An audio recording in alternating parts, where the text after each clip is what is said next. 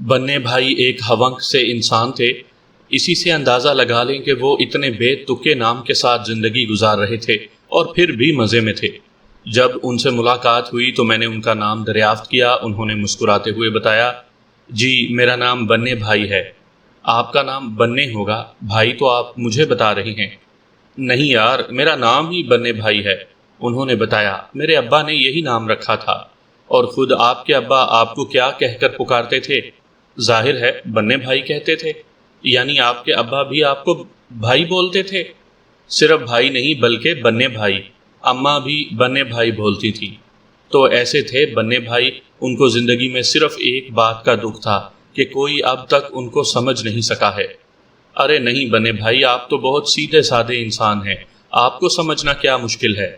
بھائی میں کسی خاتون کی بات کر رہا ہوں، بننے بھائی نے شرماتے ہوئے کہا۔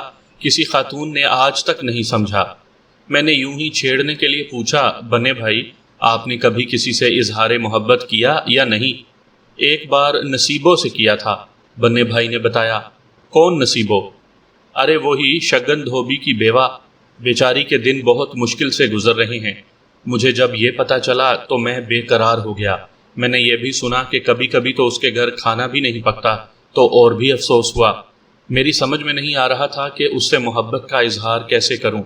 پھر میں نے اپنے ایک دوست سے مشورہ کیا، اس نے بتایا کہ اپنی محبت کا یقین دلانے کے لیے اس کے لیے پھول لے جاؤ۔ چلو یہاں تک تو مشورہ غنیمت تھا۔ اب سوال یہ تھا کہ پھول کس موقع پر دیے جائیں؟ گھر جا کر دے دیتے۔ بھائی اب میں اتنا بے وقوف بھی نہیں تھا کہ اس کے گھر پہنچ جاتا۔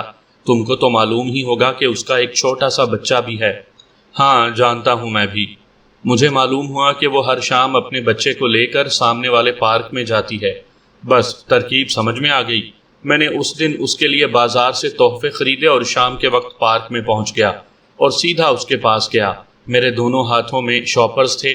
میں نے اس کے پاس جا کر کہا، میری طرف سے یہ تحفے قبول کریں۔ اس نے بہت حیران ہو کر مجھے دیکھا اور شاپرز لے کر تحفے دیکھنے لگی۔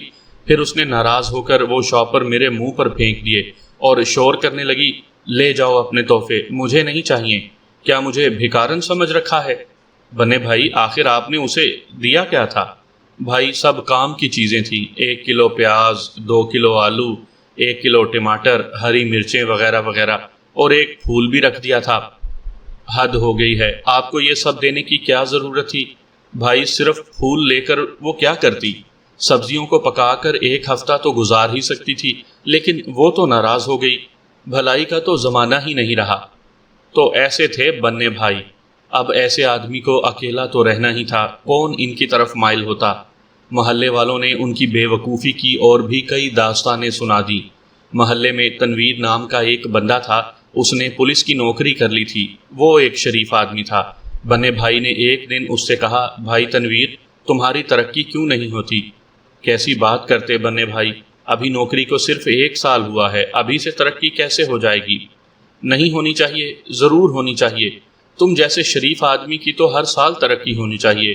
میں نے سنا ہے کہ جو پولیس والا کوئی کارنامہ انجام دے اس کی ترقی ہو جاتی ہے۔ ہاں یہ تو ہے، لیکن کارنامہ کیا ہو؟ اس کا بندوبست کر دوں گا، بننے بھائی نے کہا۔ تم اطمینان رکھو اور دیکھتے جاؤ۔ پھر یہ ہوا کہ بننے بھائی نہ جانے کہاں سے ایک ناجائز پستول لے کر آ گئے۔ انہوں نے وہ پستول تنویر کے سامنے کرتے ہوئے پوچھا، یہ دیکھو تنویر بھائی، یہ ایک ناجائز اسلحہ ہے، یعنی بغیر لائسنس کے۔ ارے یہ کہاں سے لے آئے بننے بھائی؟ یہ تو بہت بڑا جرم ہے۔ جاؤ پھینک دو اس کو یا واپس کر دو۔ تنویر یہ میں تمہاری حالت پر ترس کھا کر لایا ہوں، بننے بھائی نے بتایا۔ میری حالت پر ترس کھا کر؟ میں سمجھا نہیں۔ تم نے یہ پستول مجھ سے برآمد کیا ہے، بننے بھائی نے کہا۔ میں کسی خطرناک ارادے سے یہ پستول لے کر بازار میں گھوم رہا تھا، تم نے دیکھ لیا اور میری تلاشی پر تم نے یہ پستول برآمد کروا لیا۔ بننے بھائی ایسا تو کچھ بھی نہیں ہوا۔ ارے بھائی سمجھا کرو، تم کو یہ کہنا ہے اور میں بھی اقرار کر لوں گا کہ ایسا ہی ہوا ہے، لیکن کیوں؟ ارے بھائی تمہاری ترقی ہو جائے گی اور کیا ہوگا۔ تو ایسے تھے بننے بھائی۔ ہمدردی ان میں کوٹ کوٹ کر بھری ہوئی تھی اور اسی چکر میں خود ان کی بھی کئی بار کٹائی ہو چکی تھی۔ صورت شکل ایسی تھی کہ اس سے بہتر تھا کہ صورت شکل ہی نہ ہو۔ اکیلے انسان تھے۔ کہا جاتا ہے کہ ایک بار ان کی ماں نے کسی لڑکی سے ان کا رشتہ طے کر دیا۔ رشتے کے بعد جب اس لڑکی نے ایک بار بننے بھائی کو دیکھا تو مارے صدمے کے خودکشی کر لی۔ بننے بھائی بہت دنوں تک اس نہ ہونے والی کے دکھ میں بیمار پڑے رہے، پھر آہستہ آہستہ زندگی کی طرف لوٹ آئے۔ ان کی سمجھ میں نہیں آتا تھا کہ یہ ذریعہ معاش کیا ہوتا ہے۔ انہوں نے اس قسم کا کوئی بکھیڑا ہی نہیں پالا تھا۔ ان کے کچھ رشتہ دار کھاتے پیتے لوگ تھے، انہوں نے بننے بھائی کا وظیفہ باندھ رکھا تھا۔ کسی سے 2000 مل جاتے تھے، کوئی 3000 دے دیتا تھا، سب ملا کر 15-16 ہزار مہینہ ہو جاتا تھا۔ ان کے لیے اتنا ہی بہت تھا۔ 2 کمروں کا ایک چھوٹا سا گھر تھا جو ان کے ابا چھوڑ گئے تھے۔ ان کے گھر میں بجلی تو تھی، لیکن وہ رات میں بجلی نہیں جلاتے تھے، دن میں جلاتے تھے۔ ان کا کہنا تھا کہ دن میں بجلی جلانے سے بل بہت کم آتا ہے۔ ایک دن میری دوست انجم نے مجھ سے پوچھا، یہ اس محلے کے بننے بھائی کس مزاج کے انسان ہیں؟ کیوں، کیا بات ہو گئی؟ انہوں نے میرے گھر اپنا رشتہ بھیجا تھا، انجم نے بتایا۔ کیا اپنے لیے تمہارا رشتہ مانگا ہے؟ ہاں بھائی، وہی تو بتا رہی ہوں، انجم نے کہا۔ ان کے پڑوس میں ایک خاتون رہتی ہیں، ان کا ہمارے یہاں آنا جانا ہے، وہی بننے بھائی کے کہنے پر رشتہ لے کر آئی تھیں۔ وہ آدمی شاید پاگل ہو گیا ہے، میں بھنا کر بولا۔ کیوں، اس میں پاگل پن کی کیا بات ہے؟ انجم شرارت آمیز لہجے میں بولی۔ دل ہی تو ہے، موصوف نے مجھے کہیں دیکھ لیا تھا، بس دل آ گیا، اب دل کا کیا بھروسہ، کسی پر بھی اور کسی بھی وقت آ جائے۔ چلو اچھا ہے، کر لو شادی۔ عجیب پاگل آدمی ہے، اس نے کہا۔ انسان کو اس قسم کی حرکتیں کرتے ہوئے سوچ لینا چاہیے۔ انجم نے یکدم پہنترا بدلا۔ ارے اس میں سوچنے والی کون سی بات ہے، دل تو دل ہی ہوتا ہے۔ بکواس مت کرو، اور ہاں، کل رات کو گھر آ جانا، امی نے تمہارے لیے کباب بنانے کا پروگرام بنایا ہے۔ انجم سے میرا رشتہ ہونے والا تھا، ابھی تک باقاعدہ کوئی گفتگو تو نہیں ہوئی تھی، لیکن اس کے گھر والوں کا میری طرف بہت جھکاؤ تھا۔ 1-2 بار اشارہ بھی دے چکے تھے۔ انجم بہت اچھی لڑکی تھی، خوبصورت تو تھی ہی، اس کے علاوہ بہت سمجھدار تھی۔ اس نے تعلیم بھی اچھی خاصی حاصل کر رکھی تھی۔ خود سوچیں، جب ایسی لڑکی کے لیے بننے بھائی جیسے کا رشتہ آ جائے تو میری کیا کیفیت ہو سکتی ہے۔ اس محلے میں اور بھی لڑکیاں تھیں، ایک سے بڑھ کر ایک، جیسے نادرا، وہ کسی کالج میں پڑھتی تھی، 1 نمبر کی تنک مزاج، ناک پر مکھی نہیں بیٹھنے دیتی تھی، محلے کے کئی لڑکوں کی ٹھکائی کر چکی تھی۔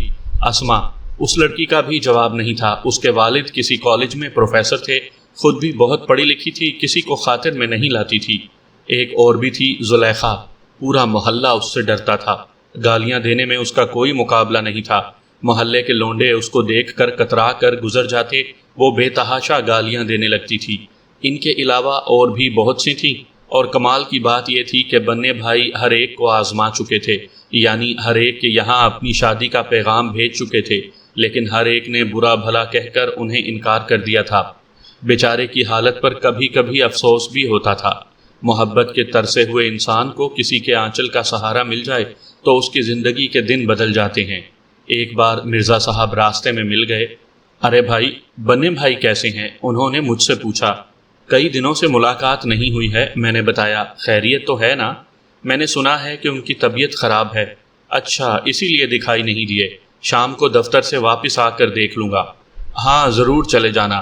بننے بھائی کا مکان میرے گھر سے قریب ہی تھا، میں دفتر سے سیدھے ان کے گھر پہنچ گیا۔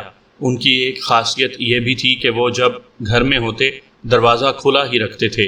اس وقت بھی دروازہ کھلا ہوا تھا۔ میں نے دستک دی تو اندر سے بننے بھائی کی آواز آئی، آ جائیں، دروازہ کھلا ہوا ہے۔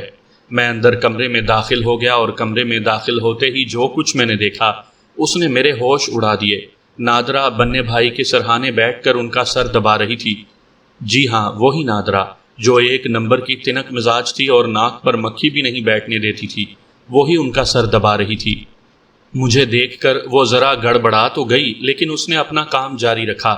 میری حیرت کی انتہا نہیں رہی تھی، ابھی میں حیران ہی ہو رہا تھا کہ اسما داخل ہوئی، وہی لڑکی جو بہت خوبصورت تھی، جو کسی کو خاطر میں نہیں لاتی تھی۔ وہ ایک بڑے سے باؤل میں کچھ لے کر آئی تھی۔ یہ لیں، میں آپ کے لیے یخنی بنا کر لائی ہوں، اس نے کہا، پھر مجھے دیکھ کر چپ ہو گئی۔ ارے کوئی بات نہیں، یہ اپنے ہی آدمی ہیں، بننے بھائی نے کہا، تم یخنی پلا دو۔ میرا خیال تھا کہ مجھے حیرت سے خودکشی کر لینی چاہیے، ایسا منظر دیکھنے کو مل رہا تھا جس کا کوئی جواب نہیں تھا۔ محلے کی 2 خوبصورت لڑکیاں بننے بھائی کی خدمت میں لگی ہوئی تھیں، ایک سر دبا رہی تھی، دوسری یخنی پلا رہی تھی، اور بننے بھائی نواب کی طرح لیٹے ہوئے دونوں سے خدمت لے رہے تھے۔ ہاں بھائی، تم نے میری طبیعت کی خرابی کا سنا ہوگا۔ بننے بھائی نے یخنی پیتے ہوئے مجھ سے پوچھا، پھر اسما کی طرف دیکھا۔ یہ کیا بیکار کی یخنی بنا کر لائی ہو؟ اس میں نمک زیادہ ہو گیا ہے۔ سوری، ویری سوری، اسما نے ان کا ہاتھ تھام لیا۔ میں آئندہ اس کا خیال رکھوں گی۔ ابھی میں حیرت سے مرنے ہی والا تھا کہ اچانک زلیخا داخل ہو گئی، وہی ایک نمبر کی منہ پھٹ جس سے پورا محلہ ڈرتا تھا، جو گالیاں دیا کرتی تھی۔ وہ بھی کچھ بنا کر لائی تھی۔ اس نے مجھے دیکھا لیکن کوئی پرواہ ہی نہیں کی۔ وہ بننے بھائی کے پاس پہنچ کر بولی، یہ لو ڈیئر، تمہارے لیے کسٹرڈ بنا کر لائی ہوں۔ آپ سوچ سکتے ہیں کہ میرا کیا حال ہو رہا ہوگا۔ میں بار بار خودکشی کے امکانات پر غور کرنے لگا تھا۔ پہلے میں ان کو یخنی پلا دوں، پھر تم ان کو اپنا کسٹرڈ کھلا دینا، اسما نے تنک کر کہا۔ یہ لیں۔ ان دونوں کے درمیان ایک طرح کی رقابت کا سا سلسلہ شروع ہو گیا تھا۔ اور کس کے لیے؟ بننے بھائی کے لیے۔